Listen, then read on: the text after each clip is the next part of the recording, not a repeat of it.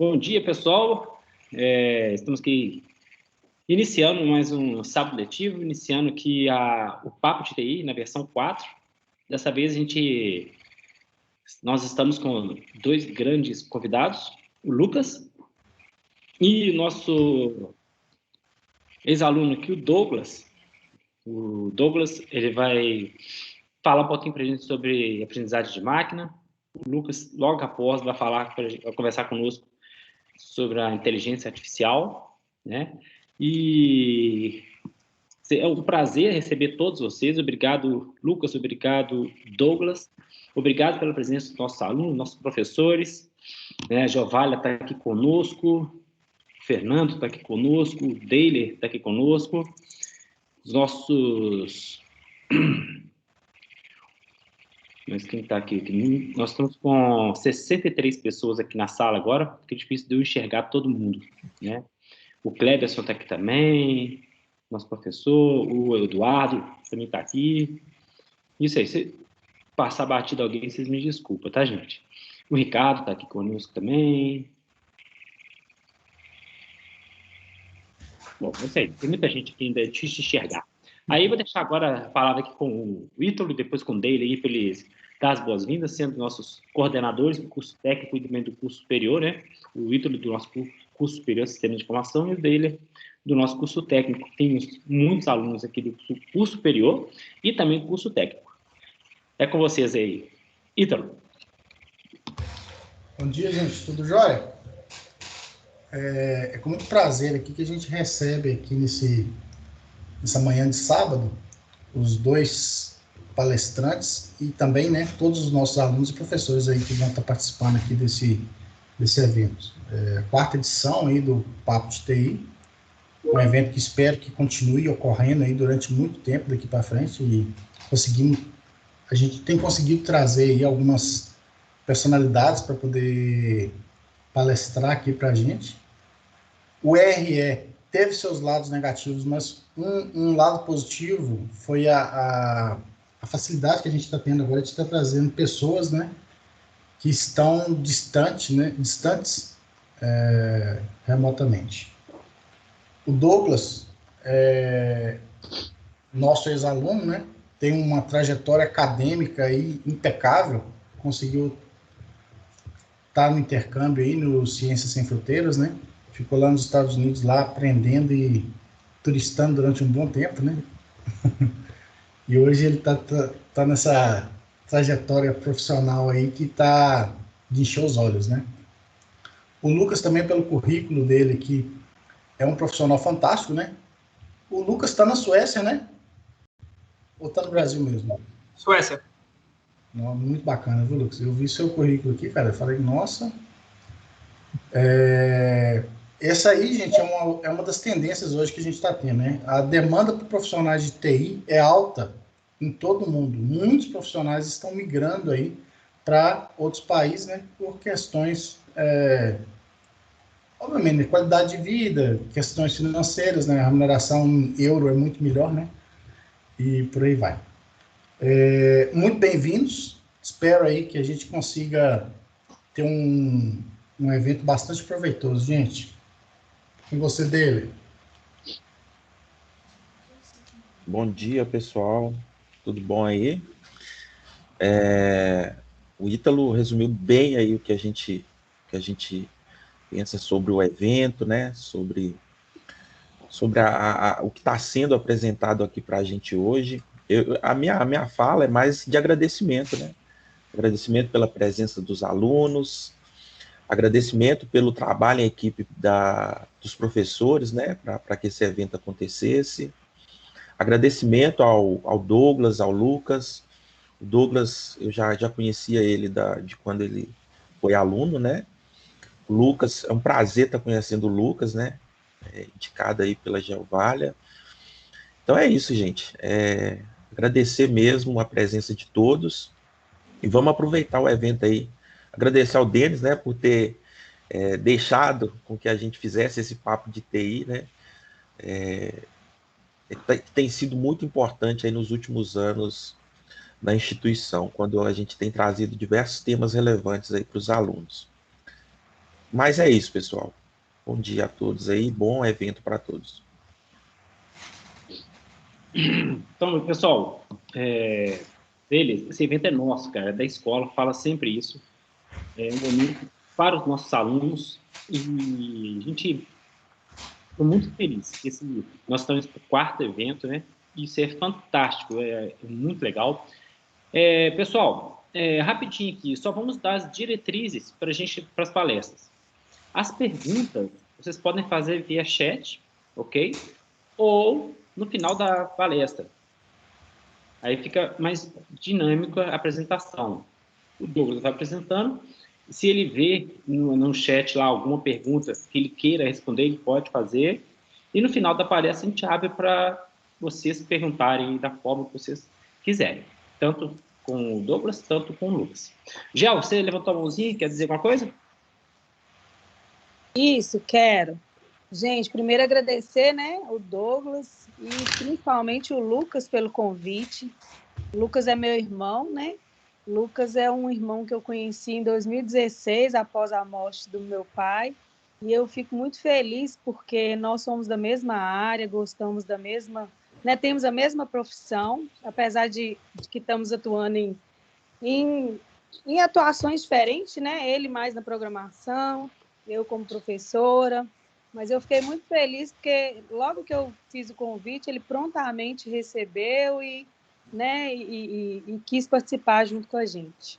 É uma parceria que, se Deus quiser, né, Lucas? Queremos próximas vezes você vir trabalhar no campus junto com a gente, tá? Obrigadão. E obrigada ao Douglas também e os professores, meus colegas aí, pela ajuda.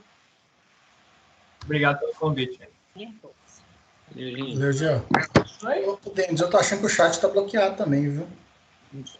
Depois você dá uma olhada aí, mas eu acho que já pode iniciar a apresentação e você vai brincando aí.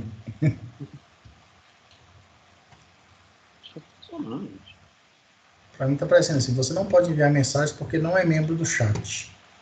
Por isso que eu gosto. Adoro esse Teams, viu? Não tem que falar pra que tá gravando, não posso falar palavrão aqui.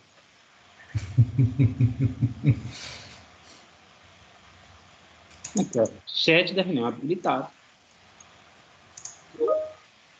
Vou iniciar a apresentação, você vai brincando com ele aí, mas tá bloqueado ainda. Tá? Alô, Douglas, é contigo, meu cara. A pataca. Valeu. Acho que eu quero começar agradecendo a oportunidade. Tipo, é meio que uma honra estar aqui, porque o IF me ajudou demais. Vem junto com esse agradecimento.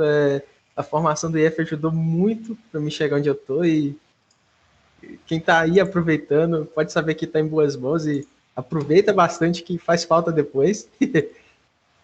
E comentar também que acho que é a primeira vez que eu faço uma apresentação desse estilo aqui, então não sei se vai sair perfeita, mas eu tentei, como é que fala, deixar o melhor que dava para a gente aqui. Acho que pode passar aí, então. E quem que sou eu? Bom, eu sou o Douglas. Ali na primeira foto tem eu sendo preso. Não, brincadeira. Foi uma competição que teve lá no IF mesmo, uma maratona de programação.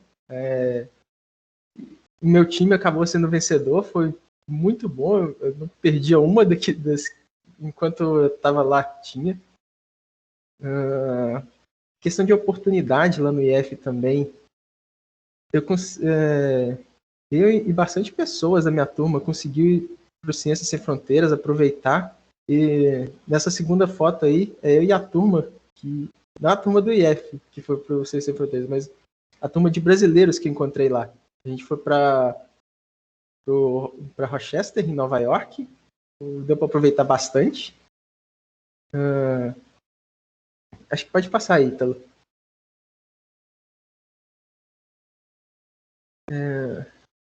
Voltando do Ciências Sem Fronteiras, foi uma boa correria e eu estava meio perdido pro o que fazer depois que eu terminei o IF. E mais uma vez veio o IF me dar um empurrãozinho. Conversei muito com a Karina, professora, foi minha orientadora de TCC lá, e ela ficou me incentivando para, pô, Douglas, você tem um perfil acadêmico, tenta o mestrado, vai que dá certo. Foi difícil achar uma foto do mestrado, porque foi muito corrido, teve... Cada disciplina é basicamente uma graduação à parte, é bem puxada, mas foi bem bacana.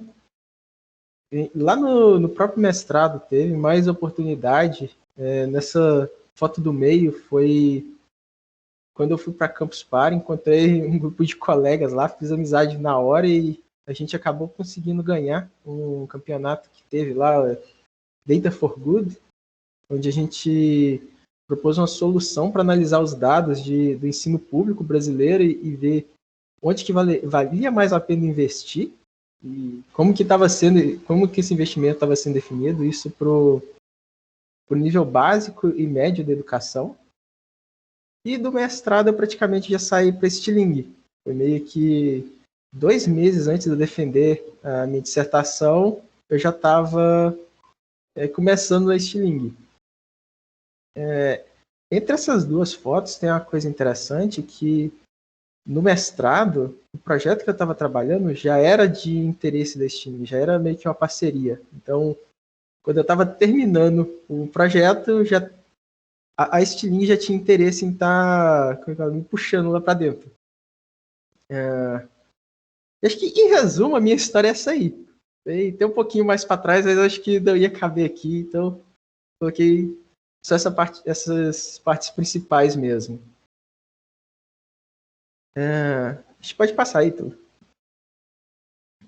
E eu pensei em como definir um roteiro para essa apresentação. Eu estava meio sem ideia do que seria, mas eu resolvi focar em Machine Learning, que foi o que eu foquei mais no meu mestrado e o que eu tenho um pouquinho mais de uma familiaridade para estar conversando.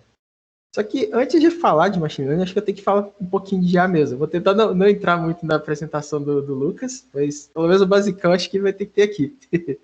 Aí eu pretendo falar um pouquinho de IA, né? Aí falar então de Machine Learning, aprofundar um pouquinho como a gente usa isso lá na Estilingue e dar algumas dicas para quem quiser estar querendo começar nessa área, que tem muito, como é que fala?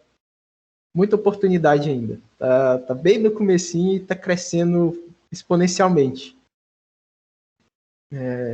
Pode ir para o próximo, Ítalo, por favor. Eu queria começar tentando ter um pouquinho de interação. Bem que se a gente acorda um pouquinho, que eu pelo menos não sou uma pessoa muito matinal, não. Ainda tô de corpo, mas a minha alma ainda tá meio dormindo.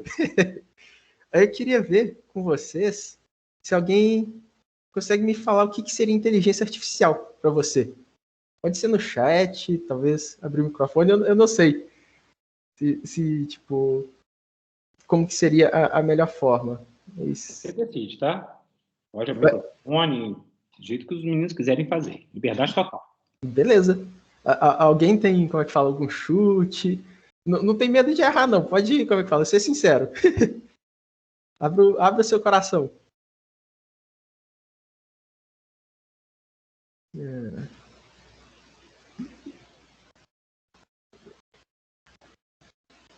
Poxa, vocês devem ter tido um pouquinho de contato com inteligência artificial, nem que não saiba.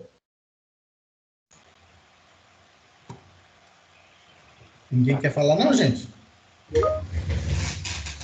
Então, Possibilidade do aparelho aprender algo. Isso é um pouquinho de ar. Sim, Gabriel. Começa não sendo natural, Rosinei. Sim. Você é artificial. a outra. Robôs que vão dominar a Terra. Já comecei a apresentação dando spoiler disso.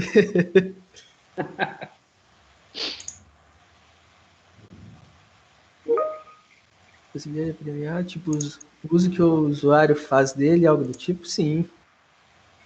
A gente tem muita coisa de IA mesmo, e a gente já consegue ter coisa de IA que a gente nem vê hoje, a gente já usa tão natural que nem percebe. Pode passar para a próxima. Mas voltando um pouquinho, tipo, o que é IA, eu acho que tem que falar um pouquinho da história mesmo. Máquinas que irritam a inteligência humana. Muito. Pior que essa definição funciona muito bem. Acho que IA é muito antigo. Já tem indícios lá de Aristóteles, lá na Grécia Antiga, comentando da possibilidade de autômatos que conseguiriam substituir a força de trabalho humano. Só que a gente foi ter muito um crescimento na área, um holofote maior com Alan Turing, que realmente começou a questionar o que seria uma máquina que pensa. Isso por volta lá de 1950. Veio seguido de que o pessoal costuma falar do inverno de IA, foi quando a área ficou estagnada, a gente não teve como progredir tanto. Tem um pouco a ver com a quantidade de dados e com a capacidade computacional que a gente tinha na época, mas lá por volta da década de 90, 2000, a capacidade computacional e a quantidade de dados cresceu absurdamente. Então, IA voltou a ficar nos holofotes. Pode passar, por favor. E é importante a gente separar entre dois tipos de IAs. A gente tem as IAs de filmes, que é a que a maioria do pessoal comentou aqui no chat, que é aquele robô que fala, entende, reproduz um humano mesmo e tem a capacidade de dominar o mundo, digamos assim. Mas hoje em dia é muito mais comum IAs específicas, que são IAs, são muito boas para fazer uma única tarefa. Um exemplo dessa que a gente usa constantemente, a gente nem percebe mais, é quando a gente tem a pastinha de spam no e-mail. E os e-mails que são spam automaticamente aparecem lá. É tipo mágica. Não, lá é uma inteligência artificial classificando o que é ou não spam pra gente. É algo que a gente nem percebe, sabe? E junta com várias outras que a gente tem. A gente tem hoje, por exemplo, assistentes de voz como Alexa, Siri, assistente do Google, que reconhece a voz e tenta entender o contexto e te dá, como é que fala, ação ou informação baseada naquilo. E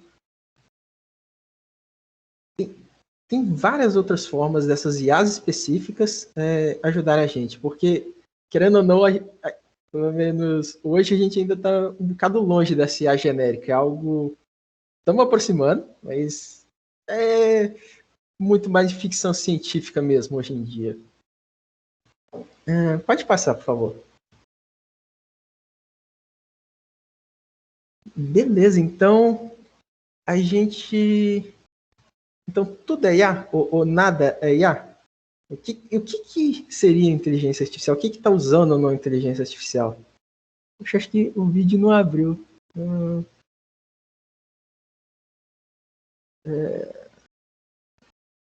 Deixa eu ver se eu consigo te dar acesso, que esse vídeo é muito bom. Eu vou tentar rapidinho, se não der em 30 segundos, deixa pra lá. Não chegou pra mim. Mas nesse vídeo...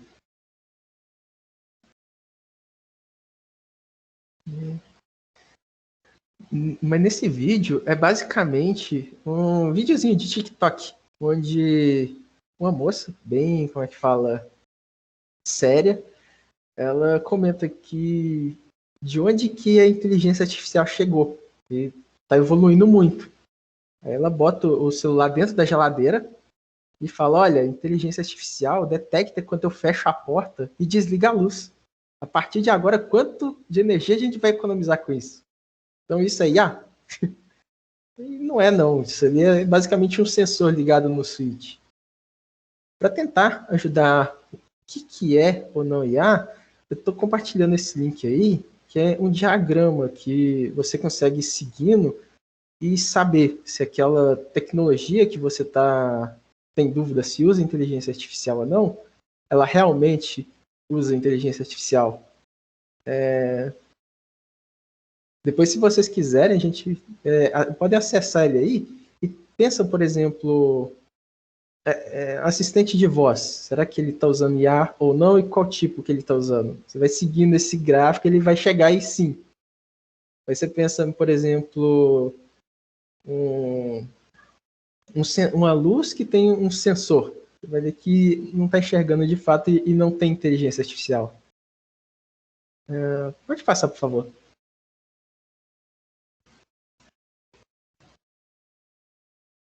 E acho que agora a gente chega no Machine Learning. No começo da apresentação, uma das principais definições que eu vi aqui no chat são algoritmos que aprendem. A gente pode dividir a inteligência artificial em machine learning e inteligência artificial baseada em sinais. Essa baseada em sinais é quando você, por exemplo, quer fazer um bot para jogar xadrez. Você vai programar a lógica por trás desse bot. Nisso aí, você está colocando apenas inteligência artificial. Você está fazendo de acordo com o seu conhecimento, fazendo o bot agir de acordo com o seu conhecimento.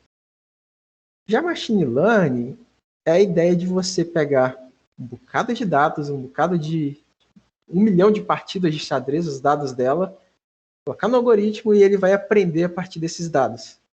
Ou seja, a questão de aprendizagem do algoritmo da máquina aprendendo com a gente está muito no machine learning. Está tendo muito destaque porque foi nos últimos anos que a gente conseguiu ter muita quantidade de dados. Pode passar, por favor. Como exemplo, eu trouxe uma tirinha que explica o basicão de machine learning, como que funciona. Pode passar, por favor? Você tem basicamente a ideia de construir um robô para detectar se o objeto é um garfo ou não. Então você vai lá e vai ensinar esse robô. Ele acabou de nascer, ele não sabe nada e você vai ensinar. Você começa apresentando para ele, olha, isso aqui é um garfo. Beleza, ele vai entender que é um garfo. Pode passar para o próximo? Só que, por enquanto, ele só viu o garfo. Você vai mostrar, por exemplo, para ele um carrinho e vai perguntar para ele o que é isso. Ele vai falar, tem 100% de certeza que é um garfo. Porque ele só viu garfos. Mas pode passar, por favor. Você vai acabar corrigindo ele. Pode ir para o próximo. E tá, isso não é muito interessante não, né? Você, ele não consegue diferenciar um garfo de uma faca. É como se fosse um bebê mesmo. Pode puxar? Aí a ideia é você bombardear ele com dados, tipo milhões, milhares e uma quantidade absurda que basicamente você, desde de quando era criança até adolescente viu, digamos assim, indicando o que é garfo, o que não é garfo.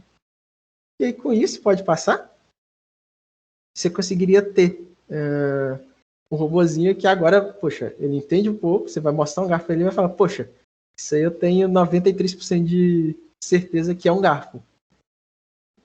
E, no geral, esses dados rotulados que a gente está apresentando, aqui eram objetos, mas pode ser praticamente qualquer coisa. O classificador de spam vai ser um monte de exemplos de e-mails que são spam ou não. Para uma análise de sentimentos, por exemplo, você vai ter se um texto é positivo, negativo ou neutro. Milhares de textos para ele conseguir entender isso. Pode ir para o próximo? Mas tem suas dificuldades. Aqui tem algumas fotos. Se a gente olhar com calma e com cuidado, a gente vai conseguir descobrir o que é cachorro, o que é comida, mas se tá difícil assim pra gente, pra máquina às vezes vai ser bem mais complicado. Poxa, olha aquele... na primeira linha da última imagem. A primeira foto é a última. É muito difícil de você, passando o olho rápido assim, saber se é um cachorro ou se é uma comida. E os algoritmos de machine learning que a gente usa sofrem da mesma coisa. Você tem um texto que está um pouco positivo, um pouco negativo, você fica na dúvida, ou até uma ironia ou sarcasmo que para a gente humana é difícil de entender, para as máquinas vão ser difíceis de entender. Pode passar, por favor? E aí, eu até comentei de algumas aplicações que dá para usar isso, a gente vê sendo usado hoje, que tem, por exemplo, análise de sentimentos, tem muitos textos, você quer classificá-los se são positivos, negativos ou neutros em relação ao que está falando. Sistemas de recomendação, quando você está ouvindo Spotify ou está vendo Netflix e aparece um pop-up lá, poxa, você pode gostar disso aqui, tenta. Por que você não tenta? A maioria dos sistemas de recomendação hoje em dia são alimentados com algoritmos de machine learning.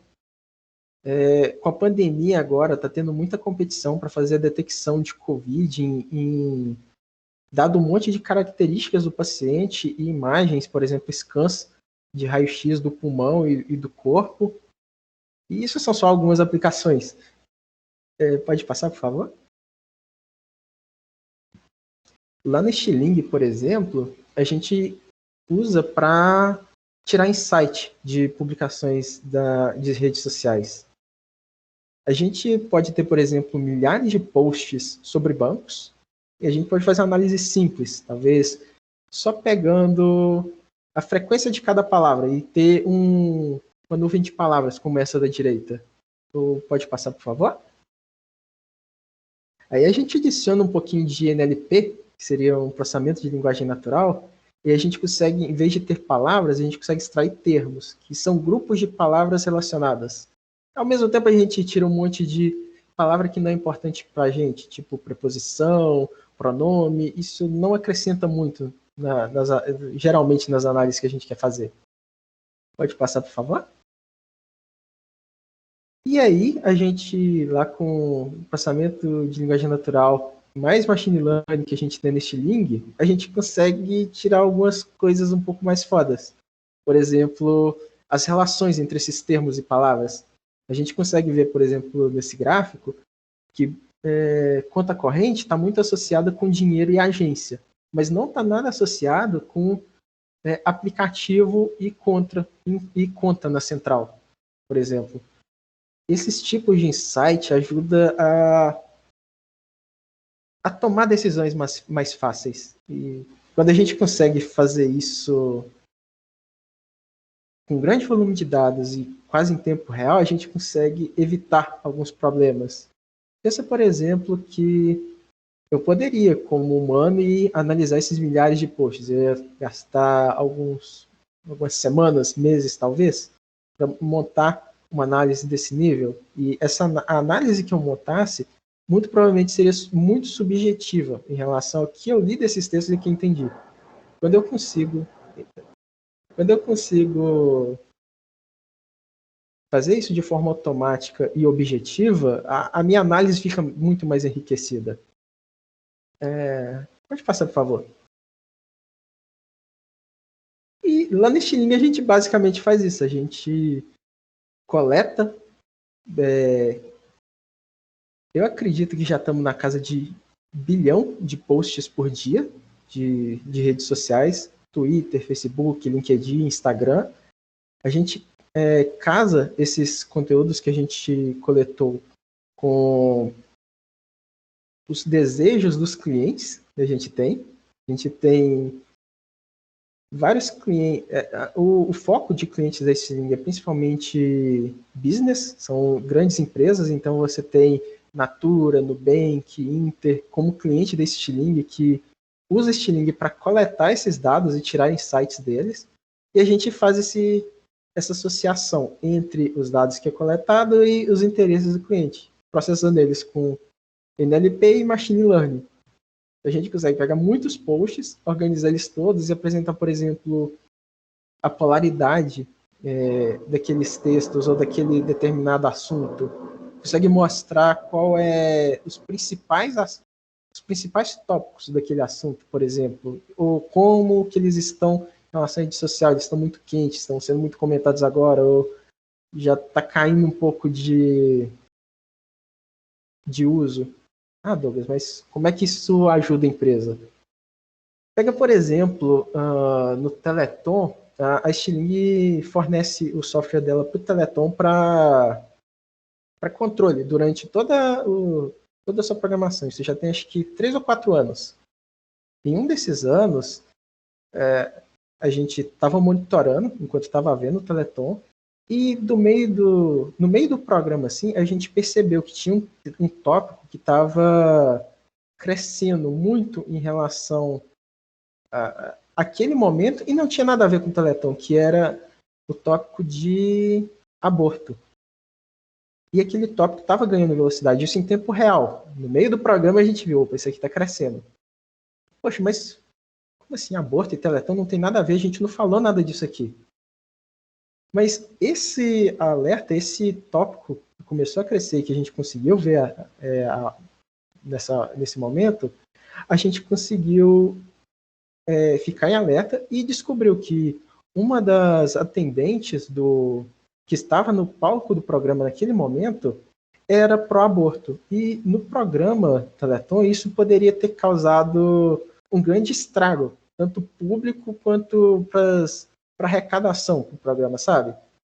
Então, rapidamente, a gente só comentou, poxa, olha, isso aqui tá rolando, cuidado, vamos fazer alguma modificação aqui. E a modificação foi só a câmera parar de focar naquela pessoa durante o programa, porque ela estava ajudando, é bacana pra gente, mas tirar o foco daquilo ajudou a ser uma decisão que, rapidinho, depois que fez isso, o tópico começou a esfriar e digamos que a gente evitou a crise antes de acontecer, sabe? Pode passar, por favor?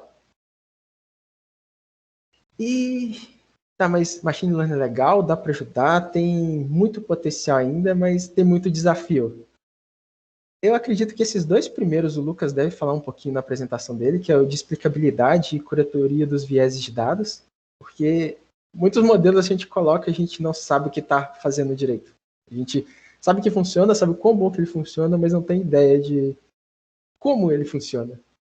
E com os vieses de dados, porque como Machine Learning a gente está aprendendo com os dados que a gente está alimentando o algoritmo, todos os vieses que a gente, como humano, passa para os dados, vão estar passando para o algoritmo. A gente tem que ter um controle deles. A gente ainda tem a questão de...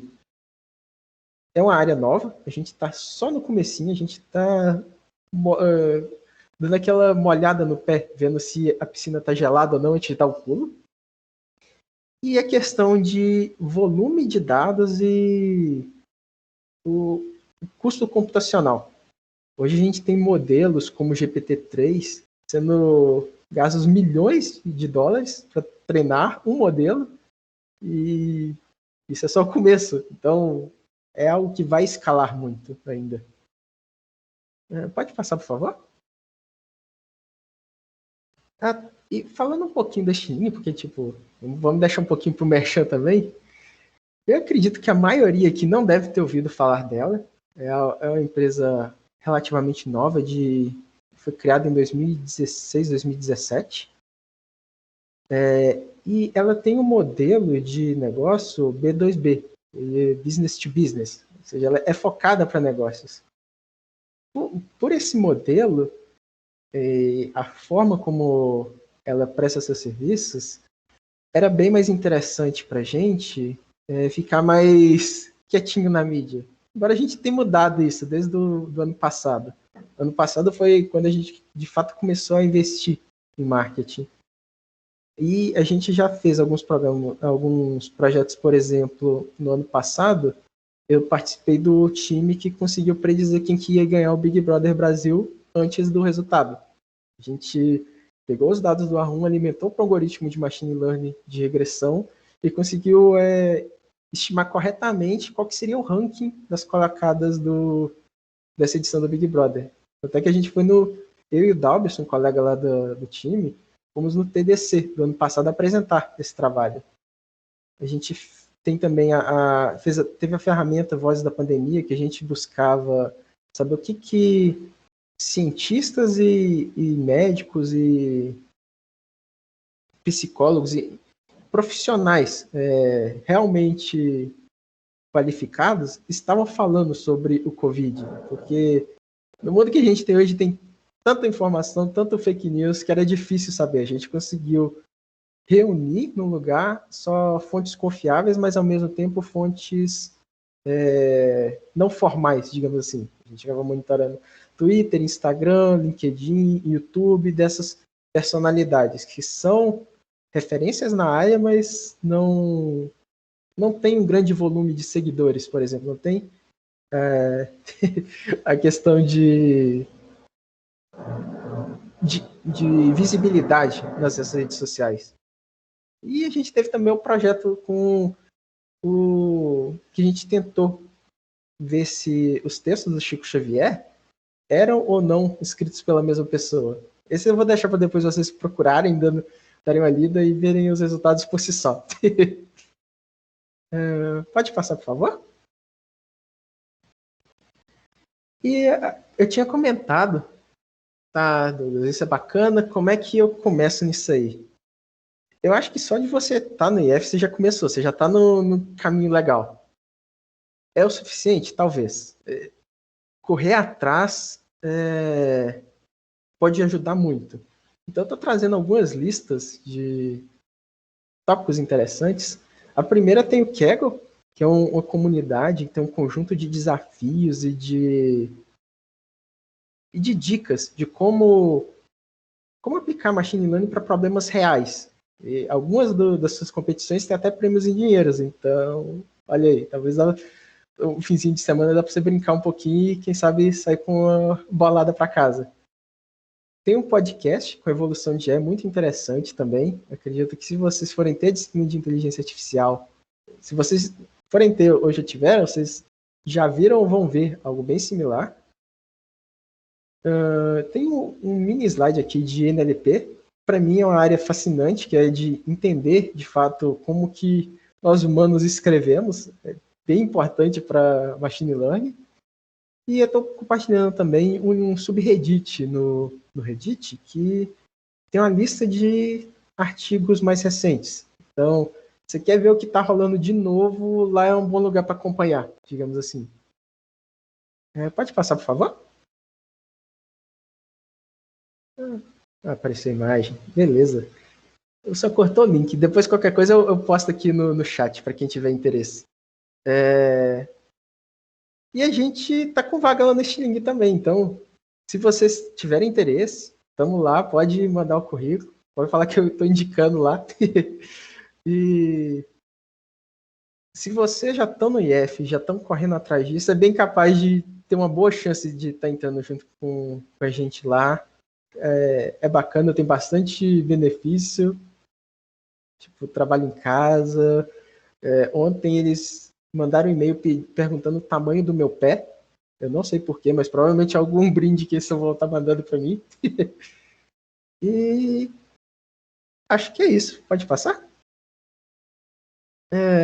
Eu estou deixando ali meu e-mail, meu link para o LinkedIn. Agradeço muito a oportunidade para os professores e para os coordenadores do IF, além da ajuda na minha formação. Não tem como, acho que não existe como agradecer, por exemplo, a Karina, que foi minha orientadora. Tem um lugar muito especial, né, no meu coração para ela aqui. E agradecer também ao tempo de vocês. Muito obrigado, e qualquer coisa, estamos aí. Podemos abrir para perguntas, então.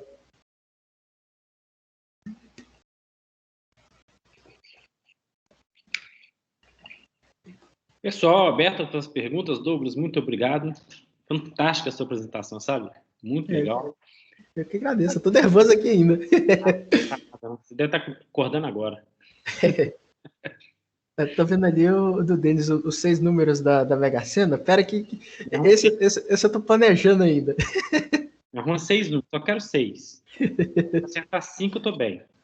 Que justo. E aí, galera? Quem quer fazer uma pergunta, fique à vontade. É um momento para vocês, tá? Aberto aí no chat. Pode abrir o microfone. Fique à vontade. Acho que eu já estou vendo até uma pergunta aqui do Rosinei. Quando um classificador de spam deixa de ser o único software que classifica e-mails com base em uma lista e passa a ser um IA?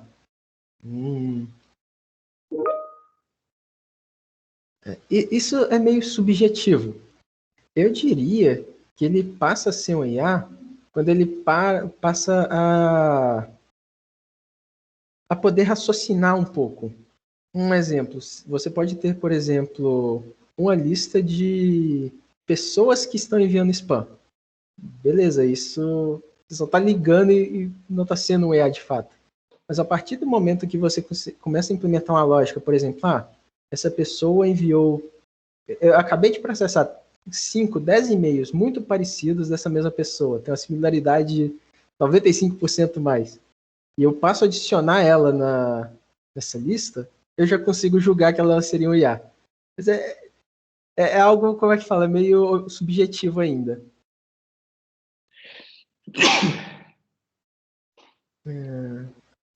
Acho que deu para responder, ô Rosinei, mais ou menos? Deu sim, Douglas. A fronteira aí parece então que não tá. Não tem um limite muito certinho, não, né? Então, às vezes pode puxar para um lado ou por outro, mas depende um pouco da interpretação ainda. Não é Sim, isso? sim. Não, mas tranquilo. Obrigado pela resposta. Imagina. Deixa eu ver aqui. Pablo. Chat. Opa. Pablo, fiquei sabendo que você nem precisou do curso de inglês no Ciências Sem Fronteiras. Como que foi ser foda assim? Então. Tem outra. Olha lá. Como você soube o que queria fazer da vida? Terceiro ano, né? Sabe como é? Ele tá formando o Pablo. Tá meio em Justo. dúvida o que é faz da vida, entendeu? Justo. A questão do curso de inglês, cara, o curso de inglês que eu tive foi o inglês do ensino público, como é que fala? Desde o começo eu só estudei em escola pública. Ensino fundamental, médio, graduação, mestrado. O que eu tive de contato com o ensino privado foi no Ciências Sem Fronteiras. Então, o curso de inglês que eu tive foi o basicão do público mesmo. E eu, pelo menos, aprendo muito praticando. Eu tenho que, como é que fala, resolver alguma coisa com aquilo. Eu já costumo jogar muito, assistir muita série. Quando eu decidi que eu queria para o Ciência Sem Fronteiras, eu apelei e agora tudo está em inglês e não tem nem legenda. E vou ter que se virar para aprender assim. Isso ajudou um pouco. Não quer dizer que eu cheguei, como é que fala, no Ciência Sem Fronteiras fluente. Entendeu? Até hoje eu não me sinto fluente, embora eu já consiga ter a certificação dizendo que eu sou, mas eu não me sinto não. E acho que, pelo menos para mim, é muito na prática, mas isso varia de pessoa para pessoa, tá? Eu acho que você tem que se conhecer e descobrir como que é aquilo que funciona para você. E como você soube o que você queria fazer da vida? Eu vou dizer que desde, como é que fala, do meio, do fim do ensino médio, eu sabia que eu queria algo com computação. Aquilo me atraía. Eu não sabia exatamente o quê. Foi um dos motivos de eu ter ido fazer sistemas de informação, que, querendo ou não, é um curso muito amplo. Ele não me prende, por exemplo, se eu fizesse ciência da computação, eu teria que estar preso na parte lógica, na parte realmente base da computação. E eu não sabia se era aquilo que eu queria. Eu escolhi, por exemplo, o sistema de informação para ser mais amplo, e enquanto eu estava nele, eu consegui ir descobrindo o que me chamava mais atenção. Me chamava muita atenção programação, redes, inteligência artificial, machine learning, e isso foi traçando o trajeto que eu ia seguir. Mas eu ainda não, naquela época eu não sabia exatamente o que eu queria. Hoje ainda não sei ainda exatamente o que eu quero, mas eu consigo ir fechando melhor para o que me interessa ou não. E tá ok, não precisa, como é que fala, se preocupar por não ter o rumo definido certinho. Será que deu para responder mais ou menos, Pablo?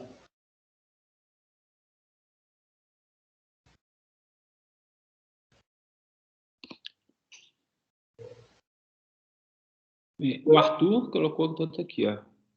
O Pablo Luciano respondeu sim. Aí, show de bola. Aí fico feliz. Do Arthur, eu vi uma notícia sobre um IA que a Amazon estava treinando para recrutamento. E essa IA começou a ter um viés contra mulheres no recrutamento. Você acredita que com o tempo isso pode acontecer com mais e tem como corrigir? Eu não quero dar muito spoiler porque eu acho que o Lucas vai abordar um pouco disso, mas a inteligência artificial por si só, ela não tem esse viés. Quando a inteligência artificial tem um viés, é um viés que a gente como humano passou. Seja, por exemplo, na hora que eu programei uma lógica para ela, ou na hora que eu estava classificando os dados que eu estou alimentando para ela. Esse exemplo da Amazon é porque, querendo ou não, hoje a gente tem uma sociedade que tem essas grandes diferenças de gênero. E como a gente já tem essas diferenças, a gente passa esses dados para uma IA, ela vai captar esses vieses e vai tomá-los como sendo a regra. Tem uma chance muito alta de a gente continuar acontecendo isso. Um exemplo claro, que eu até estava discutindo com a colega do trabalho outro dia, é uma base de dados pública da Mozilla para reconhecimento de voz. É uma base de dados pública, qualquer um vai lá e adiciona a sua voz e transcreve ela para reconhecer. E essa base de dados, no começo dessa semana, até que eu estava conversando, 97% dela eram de vozes masculinas. 3% eram de vozes femininas. E isso vai refletir quando você for fazer avaliação de algoritmos e modelos para reconhecer voz, usando essa base. Se o seu modelo é muito melhor para vozes masculinas, então para vozes femininas vai acabar tendo esse viés. E como corrigir? Cara, corrigir seria basicamente corrigindo os vieses da sociedade. Isso é uma mudança muito difícil, que é uma mudança cultural. Mudanças assim levam 5, 10 anos, não é da noite para o dia. E temos que atacar, é importante, mas por enquanto ainda é complicado saber como é que fala lidar com isso.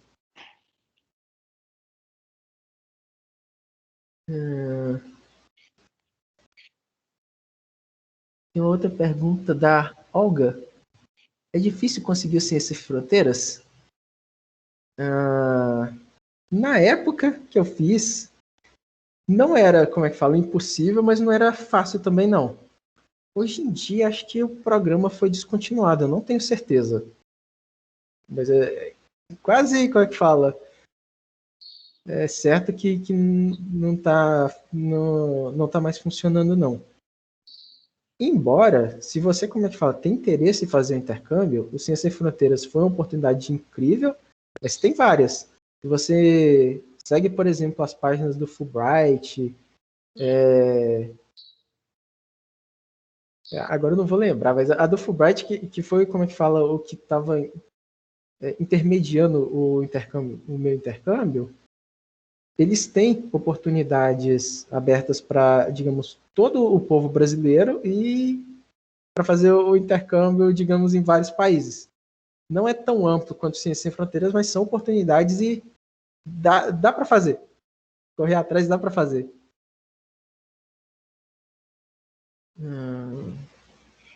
Uma outra aqui do Felipe. A inteligência artificial vai substituir os gestores? Lá na Stiling, a gente vê a inteligência artificial como sendo a armadura do Homem de Ferro. Tipo, o Tony Stark, porque eu sou fã da Marvel, então vamos pegar nesse contexto. Você pega o Tony Stark, é um cara muito inteligente, ricão e relativamente foda. Mas a partir do momento que ele integra com a armadura, que a quantidade de recursos e poder que ele consegue exercer aumenta muito. A gente enxerga, pelo menos na Stiling, a inteligência artificial como se fosse essa armadura que vai estender os poderes dos gestores. Fazer, por exemplo, uma análise que você levava uma semana para fazer, agora está pronta em 5 minutos. E agora você consegue pensar nessa decisão melhor. Ou fazer esse mesmo relatório milhares de vezes durante o dia, te alertar sobre isso. Então, tem o potencial de substituir os gestores, eu não falo que não, mas se for estamos longe disso. E, atualmente, a melhor forma é essa inteligência ampliada que a gente comenta. A gente usa a inteligência artificial para ampliar a inteligência humana. A gente tem mais um tempinho aqui? Deixa eu ver. Tem sim. Outra do Rosinei. Se eu quiser codificar alguma coisa daqui a pouco, o que você indica em se falando de linguagens, libraries, frameworks, etc.? Eu talvez, se eu estivesse começando agora, eu não iria direto para a codificação. Eu tentaria entender um pouco da lógica por trás disso. Ver como que funciona um SVM, um Random Forest, um Perceptron. Porque, tendo essa base, eu fico meio que agnóstico de linguagens, bibliotecas e frameworks. Fantástico. Mas, tendo, como é que fala, esse basicão, algo como exemplo. Eu sei a base como funciona. Linguagens, não tem como evitar Python. Python é o que tem para IA/ML hoje. Libraries, você tem o Scikit, você tem Pandas, você tem o TensorFlow, o PyTorch, e vai muito, como é que fala, do seu problema e da sua preferência. Embora você tendo, como é que fala, a base conceitual, facilita você escolher. E querendo, como é que fala, levar para produção, aí depende muito do lugar que você está.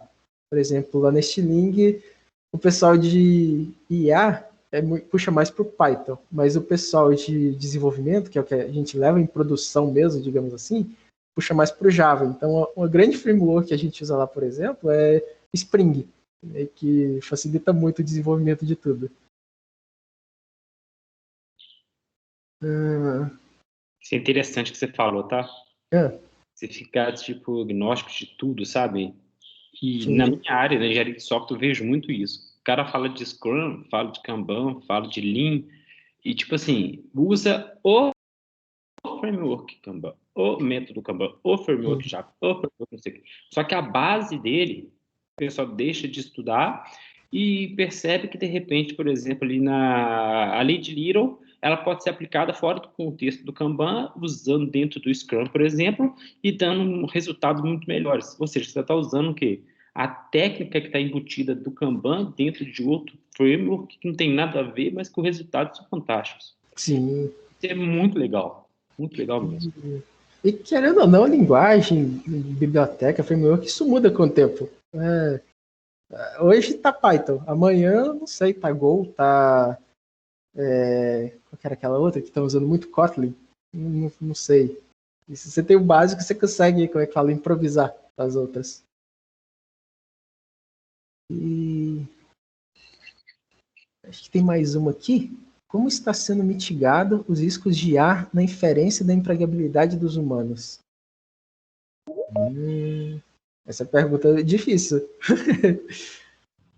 Eu vou dizer que começa da mudança cultural mesmo.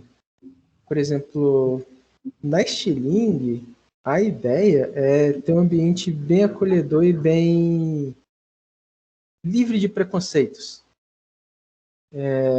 Todo mundo, independente do cargo, orientação sexual, gênero, independente do que define aquilo como pessoa, é um ser humano tratado igual e começa assim. A partir do momento que você modifica culturalmente a organização para remover esses vieses, você começa a ter pessoas que vão criticar um IA que estiver tomando, por exemplo, decisão preconceituosa, sabe? Pelo menos na Stiling é assim que a gente está fazendo. Em outros lugares eu não sei dizer não, porque não é muito minha área de expertise.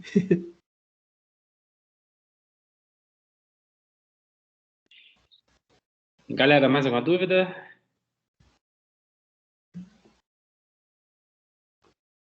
Ítalo, fala aí. Eu só queria agradecer ao Douglas e falar que foi uma palestra fantástica e adorei também a forma como ele respondeu as perguntas, assim, de maneira muito clara, objetiva e com os exemplos, né? Igual eu adorei o exemplo do Tony Stark. Isso demonstra que, na verdade, a IA ela não vai substituir os gestores, ela basicamente é um ferramental, né? Para auxiliar na gestão, né? E também tornar as empresas mais competitivas. Cara, você está de parabéns. Apesar de não ter tido muito contato com você desde que eu entrei no Instituto, eu sempre ouvi que você era um cara fantástico e essa palestra comprovou isso aí mais uma vez. Poxa, obrigado. Eu que agradeço pela oportunidade, foi da hora. Show de bola. É isso aí.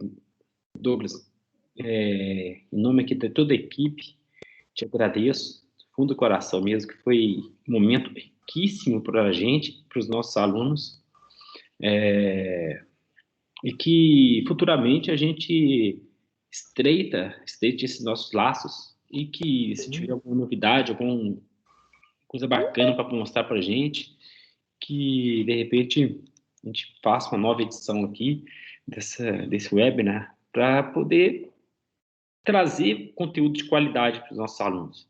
Que isso aqui com certeza é riquíssimo para eles. Muitos aqui não tinham a menor ideia do que era o machine learning. E não que agora, com essa sua palestra, cara, já tem uma visão diferente. E é isso aí que a gente tenta fazer da melhor forma possível aqui. Eu agradeço de coração mesmo a sua disponibilidade. Valeu. E qualquer coisa para as próximas pode chamar sim. Foi uma honra. Eu chamo, não pode ficar preocupado. Eu sou cara de pau, chamo mesmo. Isso aí. Vamos para a próxima, então, gente. Aqui a gente está agora com o Lucas. Oi, Ítalo. Sim, deixa eu compartilhar minha tela aqui.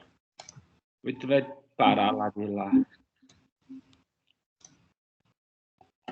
Não sei se vocês estão conseguindo ver a tela. Tá demais. Estamos sim. Beleza. Então, meu nome é Lucas, primeira coisa. Muito obrigado pelo convite. Acho que é muito legal estar aqui. Eu morei na cidade bem próximo do IF e quando eu era jovem eu passei bastante aí, subi essa escadaria algumas vezes. Então, é um sentimento nostálgico e bem interessante de ter a oportunidade de estar falando com a galera que está indo sobre isso hoje. O Douglas, ele trouxe vários pontos de coisas que eu vou abordar também, então tem algumas outras coisas que eu meio tirei agora da palestra, porque eu acho que ele explicou e ele explicou muito bem. Então, vamos lá. Primeira coisa, quem eu sou? É uma pergunta, às vezes, difícil de responder, então vou falar mais qual foi minha trajetória e como que eu entrei em TI e o que eu faço hoje, para dar uma ideia melhor do que eu estou trabalhando e por que eu acho que esse tema é importante. Eu comecei meu interesse em tecnologia em 2005, morava na cidade do interiorzinho de Minas aí, São José de Safira, 4.000 habitantes. Desde então, eu vim querendo estudar ciência da computação, mas é algo que não era tão possível, não tinha nenhuma faculdade próxima de casa, não formava turma em Valadares, que seria a cidade que teria algum curso, etc. Então, eu fui em 2010 para São Paulo e comecei a estudar ciência da computação em 2010, me formei no final de 2013. E em São Paulo, trabalhei em várias empresas diferentes. Uma delas que todo mundo deve conhecer é o Magazine Luiza. Trabalhei em alguns produtos da Claro, trabalhei em outras empresas também menores.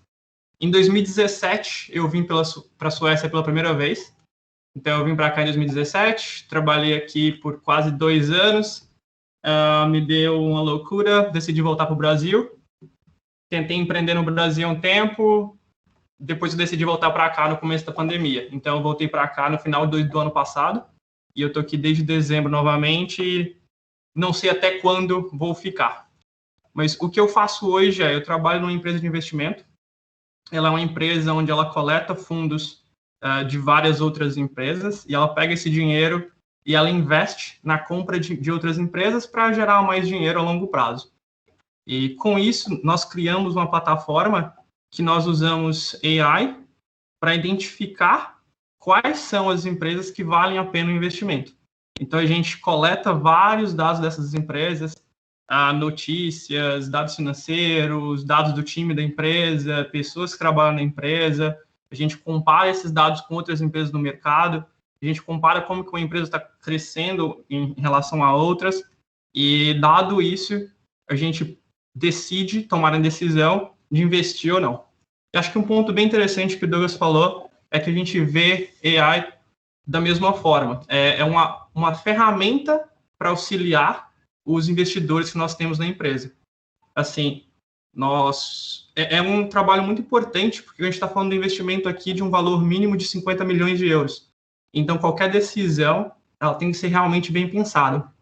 E nós, humanos, nós trazemos vários vieses, às vezes até de forma subconsciente, na avaliação de qualquer coisa que a gente faz. Assim, é mais um problema cultural nosso. Então, nós sempre vamos trazer nossas crenças para aquilo que a gente faz. E num processo de investimento, num processo financeiro, quanto mais neutro a gente conseguir ser, e a gente conseguir olhar simplesmente para o dado de uma forma mais pura e não tão enviesada, é onde a gente consegue ter um lucro maior. E com isso também, eu comecei a me interessar bastante pelo fato de que inteligência artificial se tornou algo que é muito parte da nossa vida. E muitas vezes a gente nem percebe isso mais, de tão enraizado que a inteligência já existe. A gente tem acesso a um telefone que tem vários aplicativos que usam inteligência artificial para definir o que a gente faz durante o dia, ou recomendação, etc. E isso também me trouxe o outro lado, que são quais são os problemas sociais relacionados a isso. Como o Douglas mesmo falou, a questão de você, no processo de machine learning, na criação do algoritmo, você precisa fazer a coleta de vários dados, de um volume de dados muito grande, e muitas vezes esses dados eles são enviesados por natureza, seja na falta de dados que representem grupos de pessoas diferentes, seja o fato de quem coletou o dado não teve a visão de que outro grupo deveria ser incluído, etc. E isso acaba criando modelos que são prejudiciais para vários grupos da sociedade. E isso vai ser alguns pontos que eu vou abordar nos próximos slides. Eu não vou entrar muito na definição de inteligência artificial, mas eu quero colocar minha visão aqui de uma forma mais simplificada. No meu ponto de vista, a inteligência artificial é uma forma de meio que imitar o processo de tomada de decisão da mente humana. E a gente, como o Douglas também colocou, existe aquela IA genérica e a mais específica. Eu vou focar bastante na específica, porque a genérica ainda está algo que não é tão evoluído como a específica. Parece ser um processo muito mais complexo do que ele realmente é. O fato é que, basicamente, a gente tem um conjunto de dados, o computador vai conseguir entender aquele conjunto de dados, entender quais são os padrões naqueles dados, e baseado nisso, ele consegue se formular para responder perguntas futuras. E tudo isso foi possível também exatamente pelo fato da evolução computacional que existiu. Se a gente voltasse 50 anos, mais ou menos, 1956, um computador era capaz de armazenar somente 5 megas de informação. Isso seria hoje uma foto num celular, por exemplo. E aí a gente muda para cá, para hoje em dia, é muito fácil você ter um celular que você tem gigabytes. Então, o número de informação que a gente consegue guardar hoje, que a gente consegue processar, ele cresceu de uma forma imensa. Isso fez com que a tecnologia também, que já vinha sendo estudada, já vinha sendo pesquisada, evoluiu a um ponto onde hoje é capaz a gente fazer um processamento de dados de bilhões de pessoas sem muito esforço, com computação em nuvem e etc. Nisso, a gente faz com que a gente comece a pegar todos esses dados, e esses dados sempre vão refletir a sociedade que a gente vive. E quando a gente pega esses dados e a gente cria sistemas inteligentes, e o nosso sistema acaba aprendendo também, o sistema aprende as nossas falhas, não simplesmente o nosso lado bom. Então, a maioria dos sistemas de decisão que a gente tem hoje, que são partes da nossa vida, eles são suscetíveis a ter algum tipo de enviesamento. Tem uma pergunta que eu achei bem legal, que foi do sistema de recrutamento da Amazon, E esse é um exemplo bem claro. Hoje, a maioria das empresas, se elas usarem esse tipo de sistema para tomada de decisão, então imagina a Amazon, por exemplo, contratando novas pessoas. Ela acaba sempre favorecendo os homens, porque naquela base de dados, ali no conjunto de dados que eles tinham, não tinham representatividade muito grande das mulheres.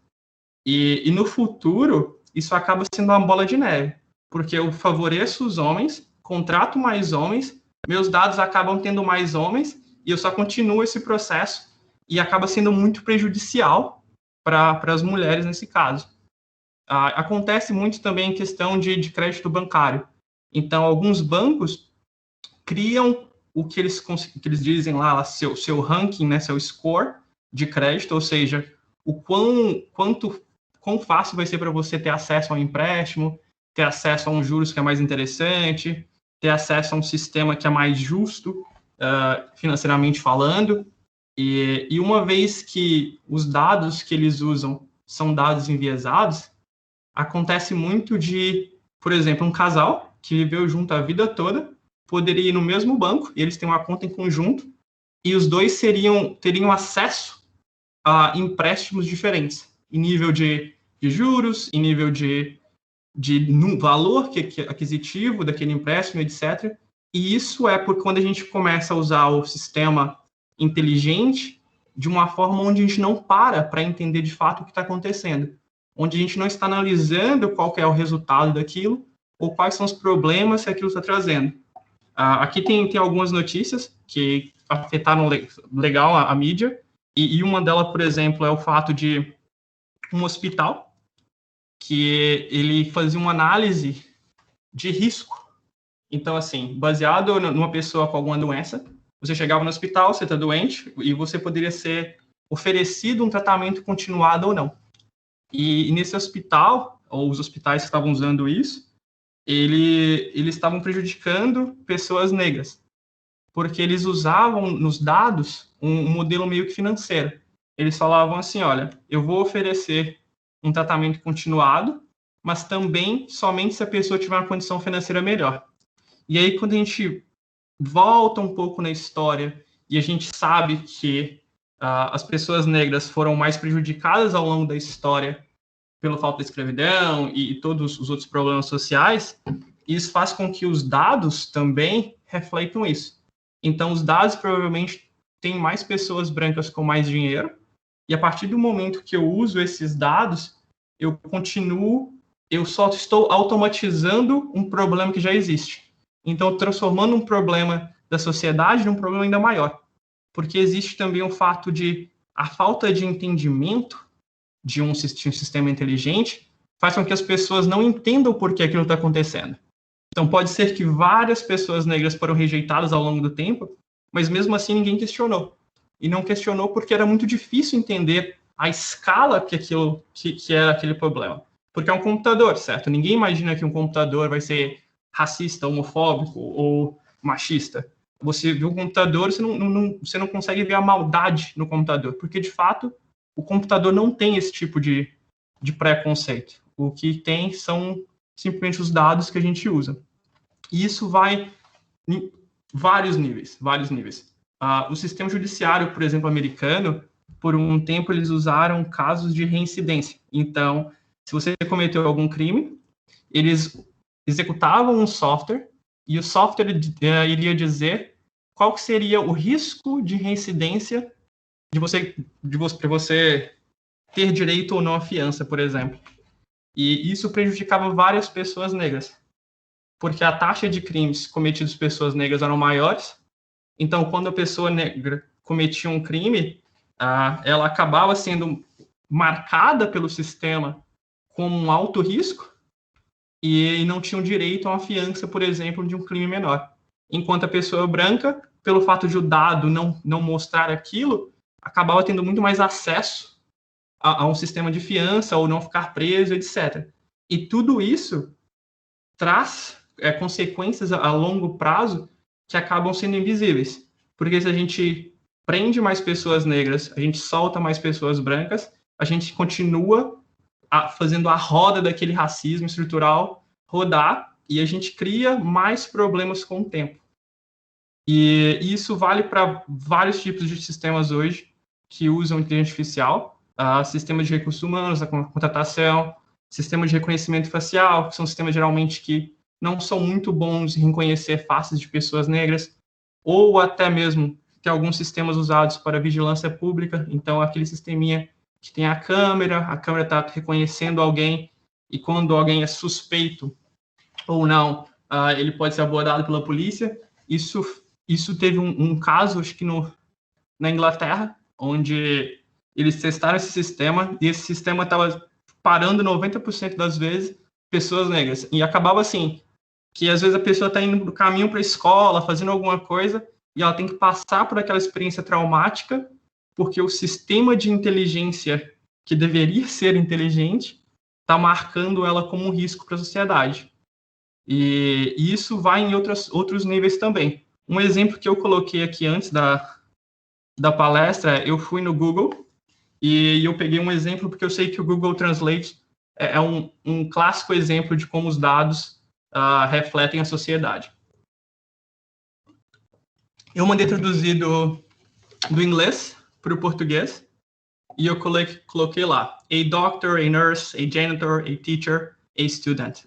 E então, no primeiro caso, ele identificou lá um doutor ou um médico e ele colocou como se fosse algo masculino, certo? Um médico masculino. A nurse, uma enfermeira.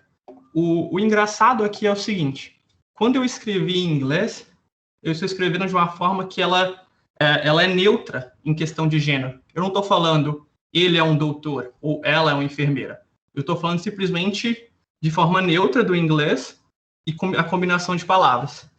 E na nossa língua, pelo fato de que a gente tem mais dados onde simplesmente refere a enfermeira como uma mulher, quando eu coloco de forma neutra, automaticamente aquela AI já entende que eu estou falando de uma mulher.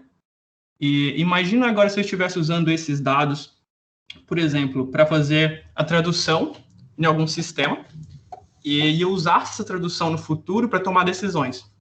Eu poderia inserir todos esses vieses de forma inconsciente e eu acabava não percebendo, porque aqui eu tenho uma dependência entre vários sistemas e dentro desses sistemas eu tenho esses problemas de meio de sexismo, machismo e etc. Tem uma pergunta aqui do Matheus. A maior dificuldade da AI dedicada seria muito mais sociológica do que técnica.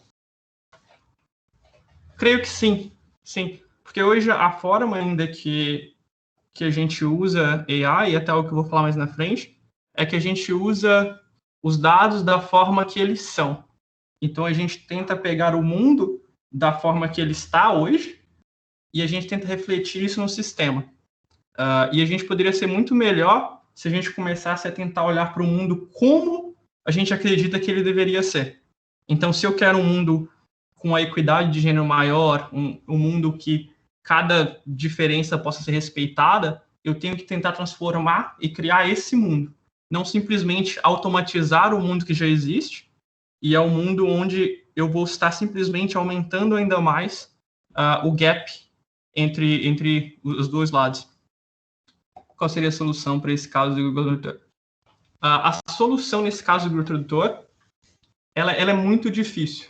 E isso entra como desafio, e isso entra então, até como o que a gente pode questionar e entender mesmo. Porque aqui o volume de dados ele é tão grande que é muito difícil para que o time do Google, por exemplo, entre lá e consiga corrigir todos esses problemas. E a outra forma também é que qualquer uma das soluções, nesse caso, ela poderia ser enviesada, certo? Porque se eu coloco lá de uma forma neutra e ele me fala que é um homem, algumas pessoas poderiam argumentar que o meu sistema agora está classificando ou beneficiando o outro lado. Então, é sempre tentar, na verdade, assim, ao invés de uma balança perfeita, tentar encontrar algo que funcione prejudicando o mínimo possível a pessoa. Então, acho que para ir mais a fundo aqui, se a gente pegasse o sistema de recrutamento da Amazon, onde você estava usando o gênero ali para definir se contratava ou não a pessoa. Se eu removesse completamente o gênero, talvez essa seria uma solução. Porque, nesse caso, eu removo completamente a possibilidade do meu computador, do meu modelo, de aprender algo sobre o gênero. Então, ele, nesse caso, poderia fazer uma análise somente da experiência da pessoa, da capacidade daquela pessoa nos skills que eu estou querendo, ao invés de usar o gênero como um fator decisivo. Deixa eu ir para o próximo aqui. Uma outra coisa também que AI trouxe para a gente e a evolução computacional trouxe foi o fato da desinformação, que agora é muito mais fácil a gente utilizar técnicas de comunicação para induzir ao erro ou dar uma falsa imagem de realidade. E aqui embaixo eu coloquei algumas imagens de 3 pessoas, e essas 3 pessoas, na verdade, elas não existem. Essas 3 imagens, elas foram coletadas de um site que chama exatamente isso, essa pessoa não existe, que é um site onde computacionalmente é gerado imagens que esse modelo aprendeu baseado no rosto humano. E o que eu quero trazer com isso aqui imagina o quão fácil é para eu gerar uma imagem hoje, colocar alguma coisa numa mídia alternativa e começar a compartilhar aquilo como verdade. E isso acaba criando um mundo, e que acaba sendo mais assustador para a gente, é que vai ser muito difícil de você dizer o que é de fato verdade e o que não é verdade na internet. Quando a gente tem coisas também sobre o deepfakes, que tá até um headline da notícia ali, que o deepfake, basicamente, ele consegue transformar um vídeo de uma pessoa e você consegue colocar uma outra pessoa falando e meio que o modelo vai adaptar aquele vídeo e colocar como se fosse aquela pessoa. Então, tem vídeo, por exemplo, do Barack Obama falando coisas que nenhum presidente falaria em forma pública, mas simplesmente eles fazem isso para mostrar quão perigoso é esse tipo de coisa. Um outro assunto até que o Douglas falou também, que é a questão do NLP da vida, que é um gerador, o GPT-3, ele consegue gerar um conjunto de texto muito, muito, muito próximo da realidade. Então, você poderia simplesmente digitar qualquer coisa lá e ele vai meio que completar aquele texto com coisas que parecem ser muito reais. Isso também dificulta o quão mal usado isso poderia ser. Até essa foi uma das razões que os pesquisadores, quando eles descobriram a capacidade que aquilo tinha, quão poderoso era aquilo, eles decidiram não deixar isso público, porque realmente existia um medo muito grande do mau uso dessa ferramenta para gerar notícia falsa, para gerar ainda mais casos de desinformação na internet. A questão das imagens falsas Kogan, que é exatamente aquelas imagens que vocês conseguem ver, então meio que um algoritmo que ele entende uma imagem e aí ele transforma aquela imagem em algo mais real. O caso de uso de memes também, então é uma tática muito comum, uma criação de vários memes hoje na internet, simplesmente para fazer uma disseminação de informação falsa. Um outro caso interessante de desinformação acontece geralmente em eleições também. Acho que a gente viu isso bastante na eleição de 2014 do Trump. Foi quando até teve aquele escândalo que eles pegaram uma empresa, com a empresa russa, meio que estava brincando com a eleição dos Estados Unidos. E esse foi um uso muito claro de como a inteligência artificial pode ser utilizada para manipular, às vezes até quase que um país inteiro. Ok, a gente tem uma pergunta. Não, mais um comentário. Beleza. E para sair um pouco também da questão de só falar de todos os usos negativos, eu tive que colocar algum slide de coisa boa. E existem também várias outras vezes que a gente usa AI para ajudar ou para fazer algo do bem. Um produto brasileiro que é bem legal, que é feito pela comunidade, é chamado Serenata de Amor, que é onde eles usam inteligência artificial para analisar o controle de gasto de governadores, do presidente, de qualquer tipo de pessoa no governo, e traz resultados bem legais no fato de ter uma cobrança externa para gastos. Tem casos, por exemplo, onde já pegaram, sei lá, alguém almoçando e eles têm uma verba X para almoço e essa pessoa estava gastando 10 vezes mais para aquilo. Então, são coisas pequenas, mas que vai acabar fazendo que a gente seja mais consciente no uso da tecnologia e possa usar a tecnologia também para fazer coisas boas. Um outro caso da mesma forma que a gente usa inteligência artificial para criar desinformação, existem pessoas usando inteligência artificial para detectar desinformação. Então, acaba sendo uma guerra dos dois lados. Existem pessoas criando informações falsas e existem pessoas tentando identificar quais são aquelas informações falsas. E é uma batalha muito difícil, porque da mesma forma que quando você cria algo para defender, o outro lado consegue entender aquilo e melhorar o ataque, então vai ser algo sempre contínuo na evolução da tecnologia, mas ainda assim é algo positivo no sentido de que a gente está cada vez mais consciente desse tipo de problema e a gente quer melhorar nossa sociedade de uma forma que isso acabe. Eu coloquei alguns outros exemplos ali de como você poderia, por exemplo, usar AI para dar mais oportunidades para grupos menos favorecidos. Isso é algo que eu vejo no meu trabalho, por exemplo. A gente tem uma AI que vai identificar quais são as empresas boas para se investir e a gente tenta, de forma conscientemente, dar mais valor a empresas que são fundadas exclusivamente por mulheres. E isso é uma forma que a gente encontrou para meio que colocar a balança na posição mais justa. Porque a gente sabe que o número de empresas fundadas por homens vai ser muito maior, mas a gente quer também trazer para o nosso portfólio de empresas uma diversidade maior, que financeiramente falando é super atrativo para as empresas. O mesmo vale para a questão de sustentabilidade. Então, o fato de algumas empresas se preocuparem mais com o meio ambiente, a gente tem que trazer isso também para dar mais valor a isso. Então, existe esse outro lado, onde a gente consegue mudar um pouco a AI para trabalhar nessas falhas da sociedade também. E é onde a gente entra no último ponto, que é o que fazer. O que fazer acaba sendo sempre o mais difícil. Mas algumas coisas que funcionam investir bastante na diversidade, no sentido de que pessoas com crenças diferentes, opiniões diferentes, backgrounds diferentes, trabalhem em conjunto numa solução. Isso faz com que todo mundo seja capaz de trazer um ponto de vista que o outro lado não entende. Então, se eu tenho pessoas que veio de lugares diferentes, educações diferentes, gêneros diferentes, opções sexuais diferentes, eu consigo trazer visões complementares que acabam sendo muito mais benéficas para a sociedade a longo prazo.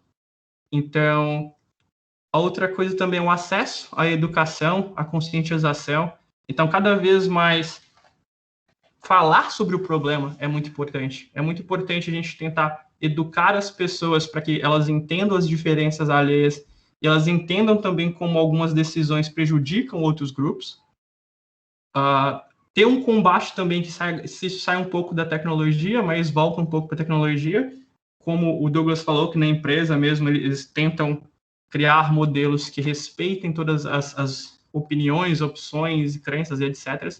Então, acho que isso é muito importante, que como indivíduo e como empresa, a gente sempre tente, por mais que muitas vezes a gente não compartilhe a mesma crença, que a gente sempre se mantenha firme sobre o respeito de o outro ter uma crença que é diferente da minha. Acho que isso é a parte mais importante como profissional mesmo. Então, assim, se você presencia um caso de algo que uma outra crença, que mesmo que não seja a sua, não seja respeitada, você deveria agir sobre isso, para que não chegue um momento onde vai ser a sua vez, vai ser a sua crença, e ninguém vai conseguir te defender também, te ajudar.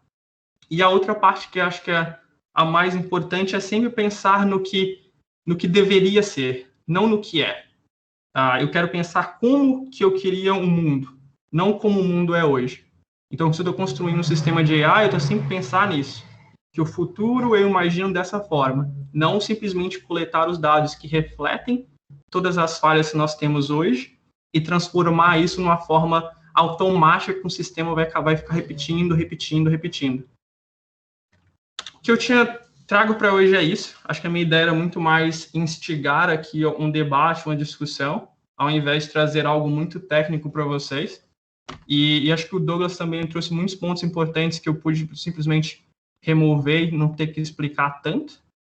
Mas é isso aí. Perguntas?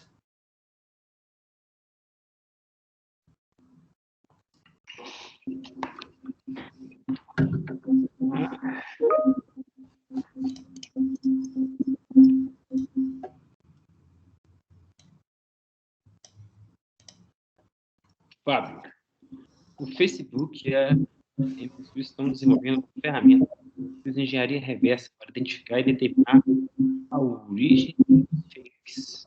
Sim, existem várias empresas hoje que estão tentando trabalhar para combater e identificar se algo é uma deepfake ou não. Eu lembro que o Facebook ele começou a criar algoritmos para, às vezes, não mostrar tantas informações que eles consideram fakes, ou tentar diminuir. O Google também tem trabalhado em relação a isso. Mas é um problema muito difícil, especialmente quando vem de uma empresa, porque sempre existe algum outro interesse em fazer isso também. Então, tem que sempre ter cuidado com essas iniciativas e entender de fato qual que é o objetivo da empresa no fim das contas.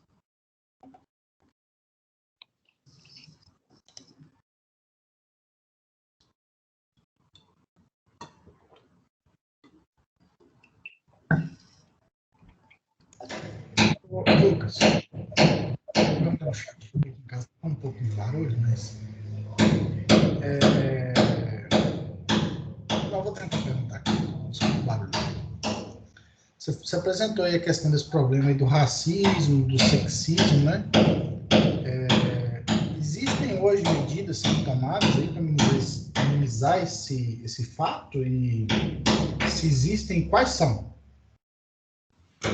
Eu não ouvi muito bem sua pergunta, mas acho que eu ouvi o finalzinho. Se existem algumas medidas que são implementadas para combater todo esse fato do racismo, sexismo, etc., no conjunto de dados, é isso? Isso. Beleza. Sim, um dos processos hoje na construção de um modelo de inteligência artificial é bem a questão da coleta e o trabalho em cima desses dados. Então, digamos que eu coleto um monte de dados lá, que vamos pegar um cenário real. Eu vou criar um sistema que ele vai definir o quanto eu deveria pagar para uma nova pessoa que eu contrato, certo? E, então, a primeira coisa que eu faço, eu preciso dar alguma informação para esse sistema aprender. Então, eu vou na minha empresa, eu vou pegar todos os dados dos meus empregados e eu vou colocar lá. João, tantos anos de experiência, tal cargo, recebe valor X. Maria, tantos anos de experiência, valor Y. Nesse caso, o meu modelo vai aprender com todas as informações. E se eu tiver nessas informações qual que é o gênero dessa pessoa, subconscientemente, eu estou falando para o meu modelo que o gênero ele é importante para a definição do meu salário, que é aquilo que eu quero definir no final das contas. Então, se eu tiver uma discrepância muito grande de quanto eu pago para um homem e para uma mulher no mesmo cargo, o meu modelo naturalmente aprende aquilo, e quando eu tiver que contratar uma outra mulher, meu modelo vai continuar persistindo esse problema. Ele vai falar, olha, eu vi aqui que a média que eu pago para a mulher, ela é X, então eu vou te pagar essa média.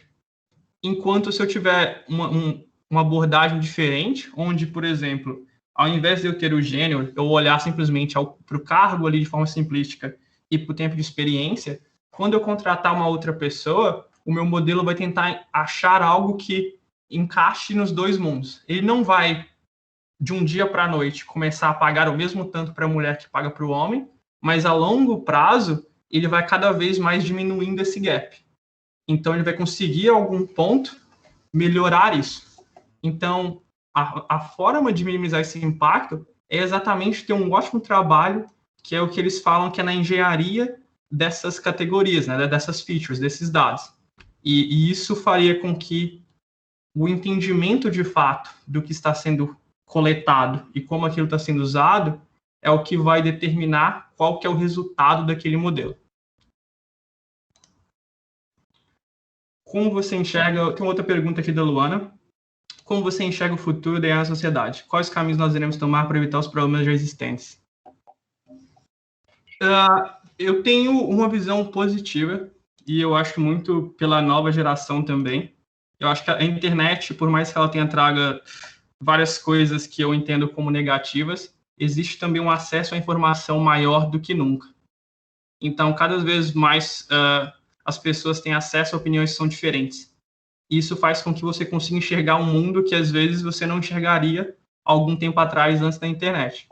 Então, eu imagino com que o fato de que essa geração mais nova ela está vindo com a cabeça, às vezes, um pouco mais aberta às diferenças, em certo nível, vai fazer com que isso reflita também os profissionais que a gente vai ter no mercado, as pessoas que a gente vai ter em liderança de empresas e, conscientemente, as pessoas que vão estar liderando pesquisas e até desenvolvimento de projetos de AI na sociedade.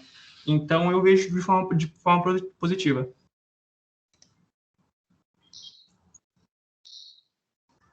Mais dúvidas? Ô, Lucas, eu tenho uma dúvida. Olha só, aí já, tanto você pode responder, o Douglas também. Você vê muito, assim, vejo muito a IA, ela trabalhando em algumas áreas específicas. Então, seja no business X, Y, Z. Sim. Eu não consigo... Às vezes, eu vejo que falta uma integração dela entre as áreas da computação. E você vê isso também, por exemplo, de repente, alguma inteligência artificial que apoie, por exemplo, a transmissão de dados. Existe uma coisa assim? Sim. Coisas assim, sabe? Que você pega a IA, mas ela trabalha com rede de computadores. Você pega a IA que trabalha com, sei lá, com uma parte do ensino, coisa assim. Coisas que são transversais às áreas, mas que, de repente, você não vê esse tipo de relacionamento tão claro.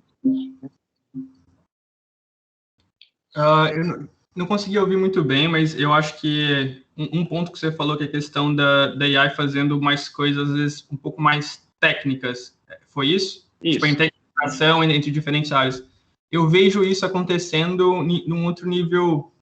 Por exemplo, a gente tem uma evolução muito grande agora de sistemas que têm baixo nível de código ou código nenhum.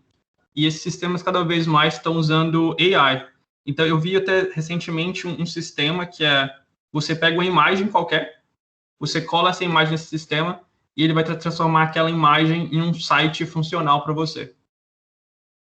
E então, isso já é meio que a integração de várias partes. O que eu acho que acontece também é que não existe um incentivo financeiro muito grande para resolver esse tipo de problema, certo? E querendo ou não, a tecnologia ela avança em casos de guerra ou casos de interesse financeiro. Então, enquanto a gente não tiver esse incentivo, acho que vai ser difícil realmente a gente entrar nessa área. Valeu. O Arthur colocou aí no chat aí. Sim, vamos lá. Os carros autônomos da Tesla usam câmeras para detectar placas e sinais, mas isso pode ser alterado de forma maliciosa. Ou até um exemplo. Que um caminhão carregado de placas pode ser detectado pela AI como placas de trânsito em si. Você acha que a AI já consegue ser subjetiva a ponto de entender o que está levando em conta nos inputs ou não? O que pode ser manipulado? É muito... tudo é suscetível à manipulação ainda. A gente tá, nossa área, de forma, falando assim, a gente é muito novo ainda, certo? Você olha a tecnologia, do avanço que tem, por mais que tenha muitas pesquisas, se você voltar 100 anos atrás, não tinha nada, assim. Então, a gente está no começo ainda disso, então acho que fica muito fácil de ser manipulado. Mas, por um outro lado também, se a gente conseguir olhar a velocidade com que essas coisas estão avançando, isso faz me pensar que talvez não agora ela não consiga entender, mas daqui a um ano já seja muito mais fácil para isso. O reconhecimento de imagem, a visão computacional evoluiu de forma assim tremenda nos últimos anos. Então, antigamente você tinha 40%, 50% de chance de reconhecer uma imagem com sucesso. Hoje você chega a 90%. Então, é um número muito, muito grande. A gente tem mais perguntas aqui. Falar um pouco sobre a transição para a Suécia. Sim, no meu caso, eu trabalhava em São Paulo e eu tinha um interesse em trabalhar para fora do Brasil. Eu via isso como uma oportunidade de carreira muito legal, mas eu tinha um plano muito estruturado para fazer isso. Então, era começo de 2017, eu coloquei na cabeça que eu queria sair do país e eu falei, putz, eu vou fazer um curso de inglês, porque eu nunca tinha feito nenhum curso de inglês. Eu vou fazer um MBA e daqui a 2 anos, se tudo der certo, eu saio do país. E o primeiro passo desse objetivo era fazer algumas entrevistas para fora, para meio que sentir o mercado. Sabe o que eles perguntavam, o que eu precisava melhorar para talvez conseguir uma vaga aqui. E o que aconteceu é que, numa dessas entrevistas, eu acabei passando e eu decidi vir para cá sem muito planejamento. Então, assim, eu planejava aqueles 2 anos e aquilo se tornou em 2 meses e eu tive que largar MBA, tive que largar curso de inglês para trás e eu simplesmente dei as caras e vim. Então, eu acho que, assim, hoje, inglês é algo para trabalhar para fora do país. Você tem que ter, pelo menos, o suficiente para comunicar. Quando eu vim para cá, meu inglês não era fluente. Eu conseguia entender, mas eu ainda trava bastante. Então, eu acho que é importante você se sentir confortável no nível de conversação, pelo menos, onde você consiga entender o que outra pessoa fala e ser também entendido.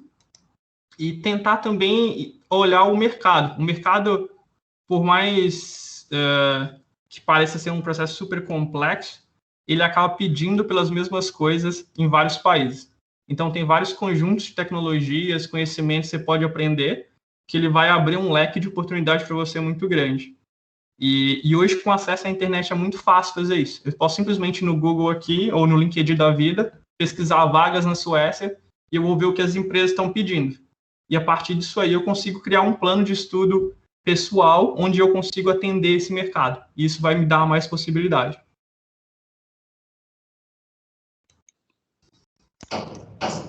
Você tinha um foco específico em ir para a Suécia ou apareceu a Suécia no meio do caminho?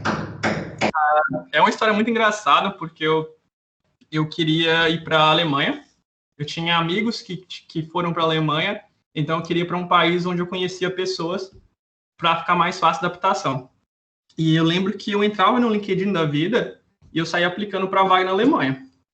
Vai. Nem lia direito. Meu objetivo era, eu quero conseguir entrevista, saber o que eles perguntam, saber o que eu não tenho e melhorar. Simples. E aí, numa dessas entrevistas, eu lembro que o cara me perguntou, mas por que você quer vir para cá? E eu dei para ele, assim, ensaiadão, por que eu queria ir para a Alemanha. Na cabeça, assim, eu já sabia tudo. Aí ele falou assim, cara, mas você sabe o que é Suécia, né? Aí eu falei, não. Aí eu dei aquele jeitinho brasileiro. Eu falei, vocês têm tudo que a Alemanha tem.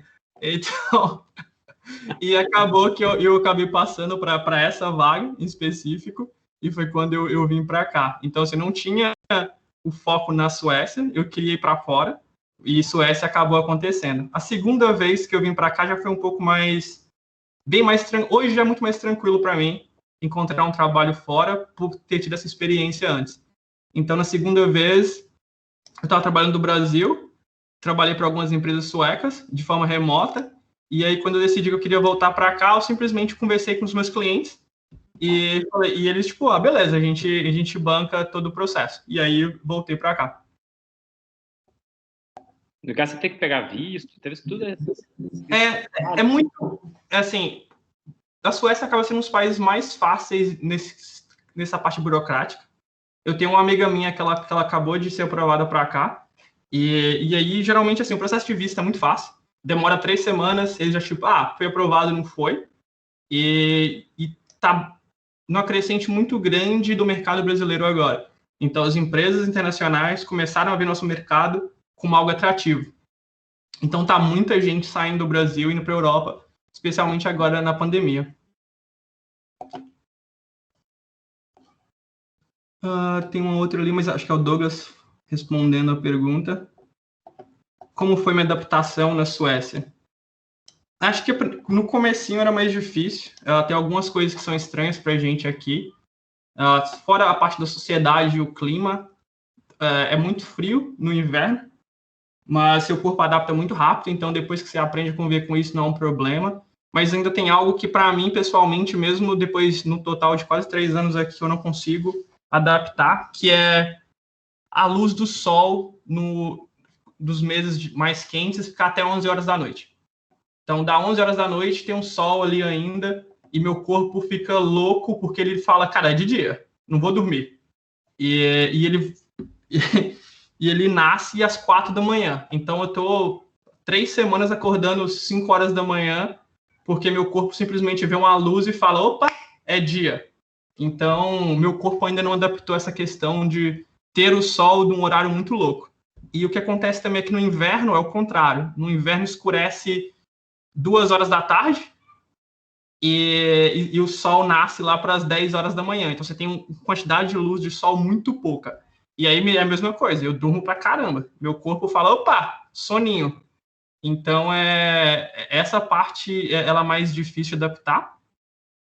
As outras partes de amizade, de cultura, da língua, eu vi alguém perguntando se eu precisei aprender sueco. Não, eu não precisei aprender para trabalhar aqui, mas hoje eu estudo sueco porque acho que é algo que ajuda muito você integrar na sociedade. Por mais que seja bem fácil, todo mundo fala inglês, é muito, muito, muito raro você encontrar alguém que não fala inglês, mas ainda assim, por exemplo, você vai sair com um grupo de pessoas suecas, eles não vão se sentir tão confortáveis em ficar falando inglês, sabendo que todo mundo ali fala sueco. Então, acho que fica mais fácil, se você quiser participar mesmo de forma integral da sociedade, você conseguir falar a mesma língua que eles. Então, esse acabou sendo mais um motivo que eu estudo sueco hoje. Mas não me atrapalharia em nada no trabalho, por exemplo. No trabalho, todo mundo sabe que quando eu cheguei, a gente tem que falar inglês. Então, isso é de boa.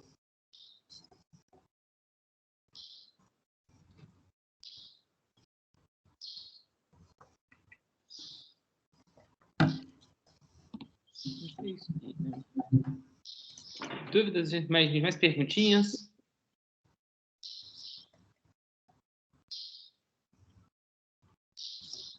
É isso aí. Jovalha. Fernando, Deiler, Ricardo, Rosinei, nossa equipe aqui do Instituto Federal.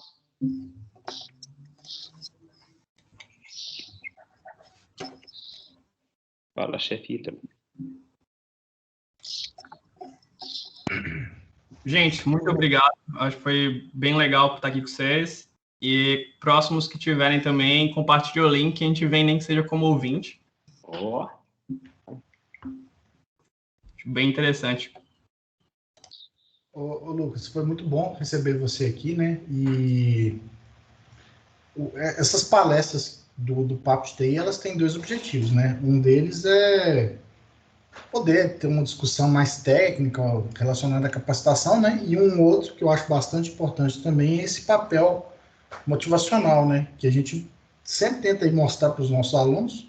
Eu sempre falo isso, mas pode ser tendencioso, né? Já que eu sou dessa área, eu trabalhei na área de TI antes de virar professor até 2015. Acabei virando professor por um acaso. Gosto muito hoje, mas às vezes ainda eu sinto um pouco de falta dessa agitação do mercado, né? Mas é normal. Mas o que eu queria falar? Dentro dos cursos hoje que a gente tem dentro do Instituto Federal, Campus São João Evangelista, um dos melhores cursos é o curso de sistemas. Estamos me ouvindo?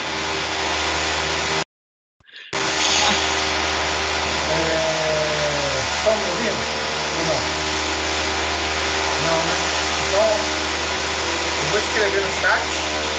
E aí, gente, vamos retomar a palavra. Aí, vai. Aproveita.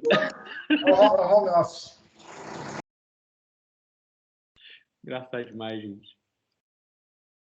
Ai, ai, ai.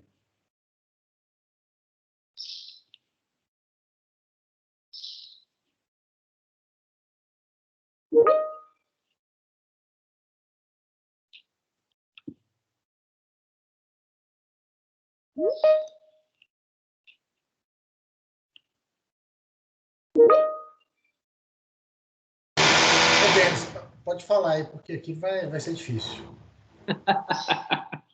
Cara, isso é engraçado demais, tá? Ai, meu Deus do céu.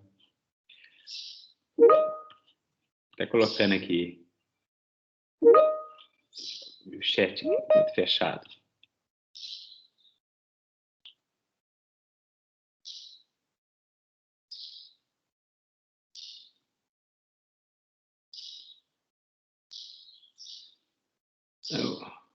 O Douglas colocou aqui, ó, como eu tinha comentado, vagas abertas nesse link, tá aqui as vagas. Databricks, $2.000, sendo de graça no site. Aí, ô, gente, ó, aproveita.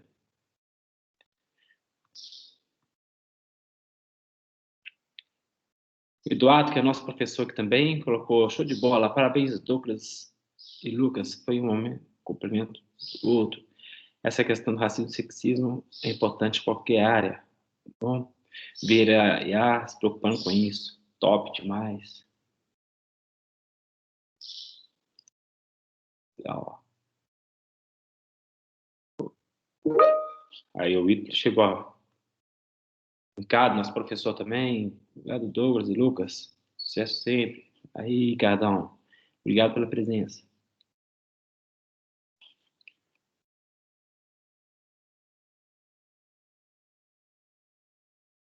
Ô, Douglas. Tá aí ainda?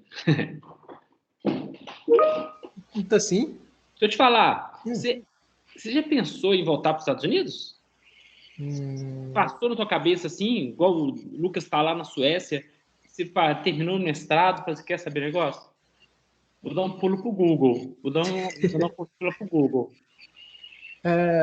Passar pela cabeça sim, mas eu acho que dá para me aproveitar um pouco mais aqui.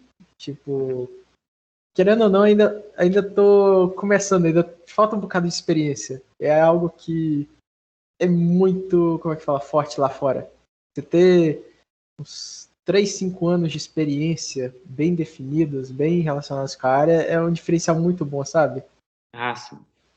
Fora que dá para me aproveitar, como é que fala. Os cursos aqui no Brasil para cuidar de saúde, do psicológico, melhorar o inglês, acho que dá para me aproveitar esse tempo de experiência para trabalhar com isso também, sabe?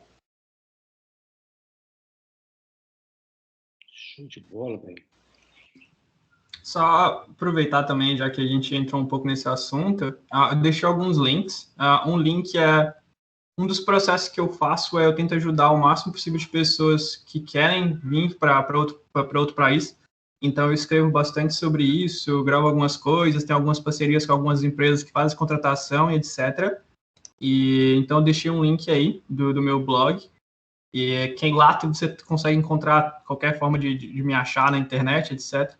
Então, quem tiver esse interesse, dá uma lida, porque é um processo que, como o Douglas falou, se você tiver esse objetivo e quanto mais tempo se preparar, mais fácil vai ser para você chegar a esse momento. E acho que se você conseguisse, se eu pudesse voltar no tempo, eu teria me preparado antes em alguns aspectos, como o inglês, por exemplo. Então, isso te dá uma vantagem competitiva muito legal.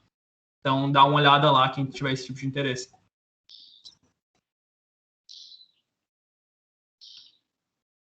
Show de bola, gente. Pessoal, Letícia, vai ter esse encontro todo sábado. Deixar essa resposta para o Deiler. O Deiler vai te responder isso daqui a pouquinho, Letícia. Que o Ítalo ali, se ele abrir o microfone, parece que o outro Center está sendo demolido ali do lado dele. Aproveitando, eu vou colocar aqui no chat, aqui, gente, um formulário do Google, que é um formulário importante de avaliação desse evento.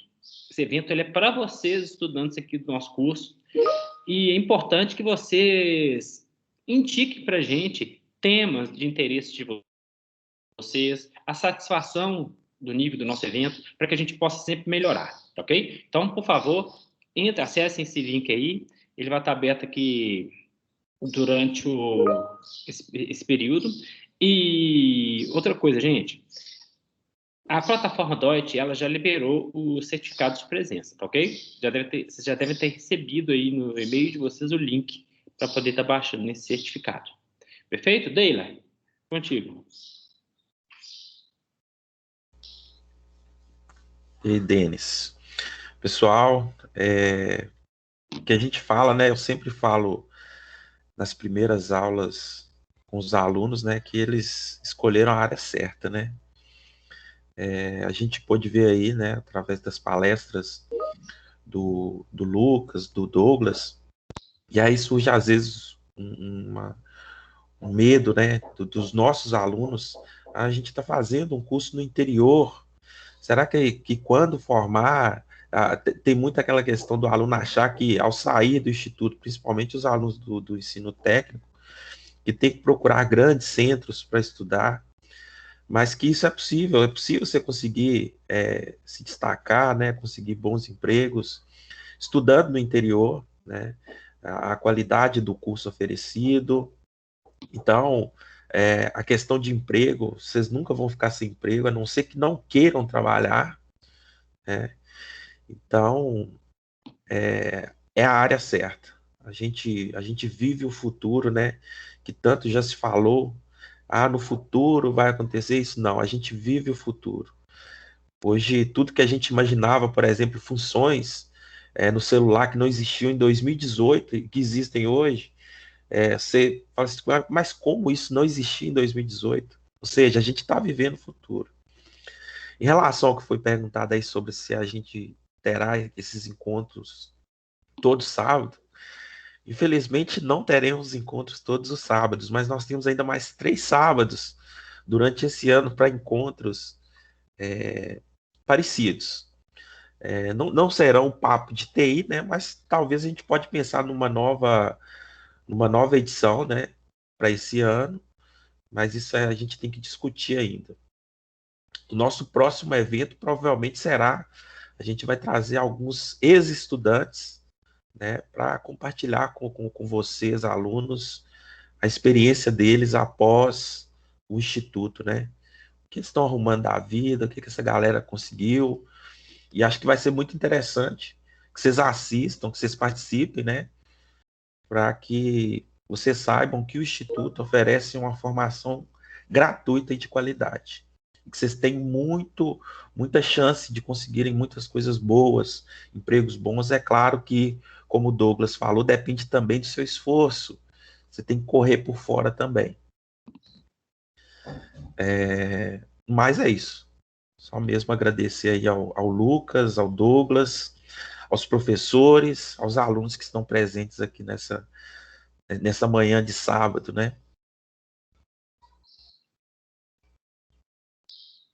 A palavra com você aí, Denis. Valeu, então, gente. Então, vamos... o pessoal está aqui respondendo o nosso questionário, né? Nós temos aqui 100% de alunos do Instituto presente conosco aqui, muitos alunos do curso técnico superior, bem equilibrado aqui. Não temos empresa. Um dado curioso dessas respostas que estão chegando aqui, 56% das pessoas que estão aqui, que responderam o questionário até agora, já conheciam o tema de inteligência artificial ou machine learning.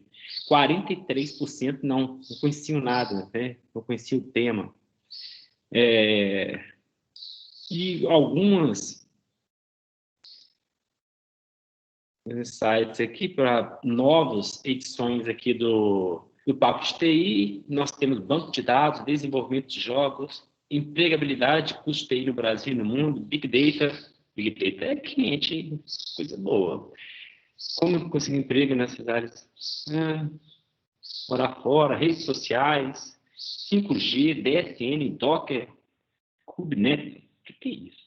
Não sei isso não. Da minha área. Mas bem. Mais alguma dúvida aí, gente? Podemos encerrar? Vou aqui interromper a gravação.